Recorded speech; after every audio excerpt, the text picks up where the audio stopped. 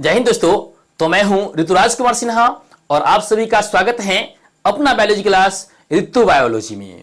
दोस्तों आज इस वीडियो में हम लोग जानेंगे यौन संचारित रोग क्या होता है, यह एक व्यक्ति से दूसरे व्यक्ति में कैसे फैलता है, इसका लक्षण क्या होता है, यानी कि अगर आपको हो जाए तो कौन सा लक्षण प्रतीत होने लगेंगे और इसका बचाव क्या है। आइए दोस्तों तो देखते हैं यौन संचारित रोग के बारे में कि यौन संचारित रोग क्या होता है। तो देखिए बाबू, वह रोग जो एक व्यक्ति से दूसरे व्यक्ति में सेक्स करने से फैलता है, यानी कि सेक्स करने से फैलने का मतलब क्या है, यदि दो स्वस्थ व्यक्ति हैं आपस में आप सेक्स कर रहे हैं तो ऐसा नहीं है कि आपको यौन संचारित रोग हो जाएगा। नहीं, जब आप क्या है कई सारे व्यक्ति के साथ सेक्स कर रहे हैं और उन कई सारे व्यक्ति में कोई एक व्यक्ति यदि यौन संचारित रोग से ग्रस्त है तो आप में भी वह यौन संचारित रोग आने का संभावना है। वह रोग जो एक व्यक्ति से दूसरे व्यक्ति में असुरक्षित यौन संबंध बनाने से फैलता है। यहां असुरक्षित और सुरक्षित क्या है? सुरक्षित का मतलब क्या होता है कि जब कोई व्यक्ति एक ही व्यक्ति के साथ सेक्स करता है, एक ही पार्टनर के साथ सेक्स करता है, उसे सुरक्षित सेक्स माना जाता है। लेकिन जब व्यक्ति क्या होते हैं कई सारे व्यक्ति के साथ, कोई पुरुष है कई सारे महिलाओं के साथ क्या करते हैं यौन संबंध बनाते हैं, सेक्स करते हैं, तो उनमें एड्स रोग या यौन संचारित रोग होने का संभावना बढ़ जाता है। यदि कोई महिला एक से अधिक पुरुषों के साथ सेक्स करती हैं तो उनमें भी यौन संचारित रोग होने की संभावना बहुत ज्यादा बढ़ जाता है। यौन संचारित रोग को क्या कहते हैं? एसटीडी कहते हैं। भाई साहब फोन वाला एसटीडी मत समझ लीजिएगा। एसटीडी का मतलब कहता है, एस मतलब होता है सेक्सुअल, सेक्सुअल मतलब क्या आता है? यौन संबंध। तो इसका मतलब यहां क्या आता है? सेक्सुअल मतलब यौन संबंध। टी मतलब क्या आता है? ट्रांसमिटेड, ट्रांसमिटेड का मतलब स्थानांतरित होने वाला, मतलब सेक्स से स्थानांतरित होने वाला। डी मतलब क्या आता है? डी मतलब होता है डिजीज, मतलब वह रोग जो सेक्स करने से एक व्यक्ति से दूसरे व्यक्ति में स्थानांतरित होता है यानी कि फैलता है, उसी को क्या कहते हैं? यौन संचारित रोग कहते हैं। आइए देखते हैं अब हम कि यौन संचारित रोग किसी व्यक्ति को हो गया तो उसका लक्षण क्या होगा, उस व्यक्ति में कौन सा लक्षण प्रकट होंगे जो आप वो पहचान पाएगा कि उसे यौन संचारित रोग हो गया है।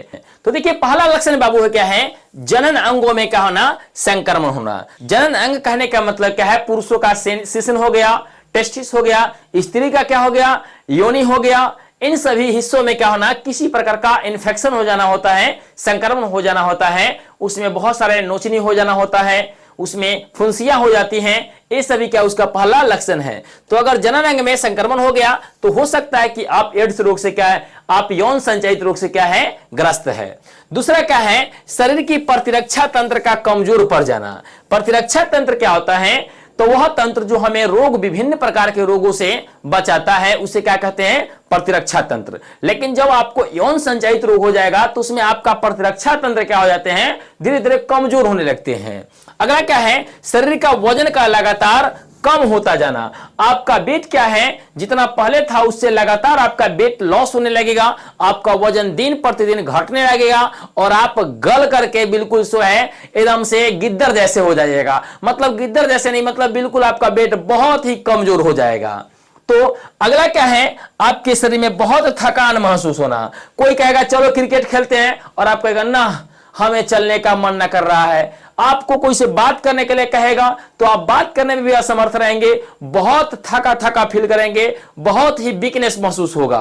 तो ये क्या है? यौन संचारित रोग का लक्षण है। देखिए अगर आप एक दो दिन खाना न भी खाते हैं तो भी ये सब सिम्टम्स आ सकते हैं। अब ऐसा नहीं कि एक दो दिन उपवास कर रखे हैं और आपको ये सब लक्षण आए तो आपको लगे कि भाई साहब मेरे को एड्स हो गया है या हमें यौन संचारित रोग हो गया है। नहीं नहीं भाई, ऐसी बातें नहीं है। आप पहले जांच कराओगे, उसके बाद पता चलेंगे कि आपको यौन संचारित रोग है या नहीं। ये कई बार कमजोरी से भी आ जाते हैं, मतलब आप कई दिन खाना नहीं खाते हैं या पूर्ण पोषक तत्व ना भी लेते हैं तो भी ये सब लक्षण आप में प्रकट हो सकते हैं। अब सवाल है कि यौन संचारित रोग होते कैसे हैं, मतलब यह कौन सी प्रक्रिया करने से यौन संचारित रोग आपको होने की संभावना बढ़ जाते हैं। तो आइए देखिए पहला क्या है? असुरक्षित यौन संबंध बनाने से क्या होते हैं? एड्स रोग होते हैं। अब सवाल है कि सर असुरक्षित, सुरक्षित क्या है भाई साहब? तो असुरक्षित मतलब आप कई सारे लोगों के साथ सेक्स कर रहे हैं, जहां तहां मुंह मार रहे हैं, मतलब कि कई सारे लोगों से सेक्स कर रहे हैं। कई सारे लड़का हैं अगर आप तो कई सारे लड़कियां से सेक्स कर रहे हैं, अगर लड़कियां हैं तो कई सारे लड़कों के साथ सेक्स कर रहे हैं, तो वो असुरक्षित है।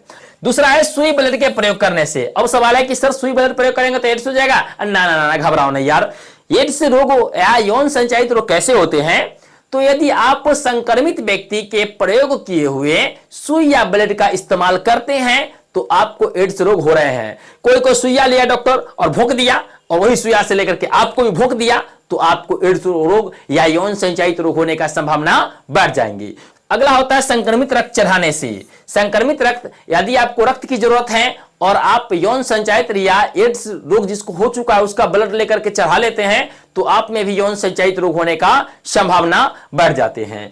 और अगला क्या है? संक्रमित मां के गर्भ से। यदि कोई महिला है एड्स रोग से ग्रस्त है या यौन संचारित रोग से ग्रस्त है, अगर वह गर्भ धारण करती है, सामान्यतः यह चांस रहता है कि बच्चे में भी यह रोग चला जाए।